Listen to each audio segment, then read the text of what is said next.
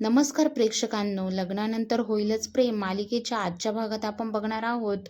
नंदिनी आणि तिची आई फोनवर बोलत असतात तेव्हा नंदिनीची आई नंदिनीजवळ काळजी व्यक्त करते आणि ती तिला म्हणते की गुरुजींनी असं नक्की काय सांगितलं आहे आणि काय होणार आहे की ते तुम्हा दोघांच्या विषयी निगडीत आहे.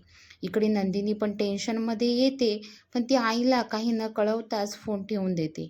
पुढे आपल्याला बघायला मिळते की मालिनी काकू काव्याला काळा धागा बांधतात आणि काव्या म्हणते याची काय गरज होती.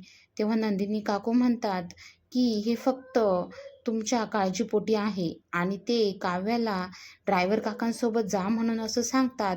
काव्या घरातून निघते, पण ती काव्या ड्रायव्हर काकांसोबत जात नाही. इकडे पुढे आपल्याला बघायला मिळते की वसू आत्या काव्या कधी घरातून बाहेर पडते त्याची वाटच बघत असतात आणि त्या विजयला सांगतात की काव्य आता घरातून बाहेर निघाली आहे.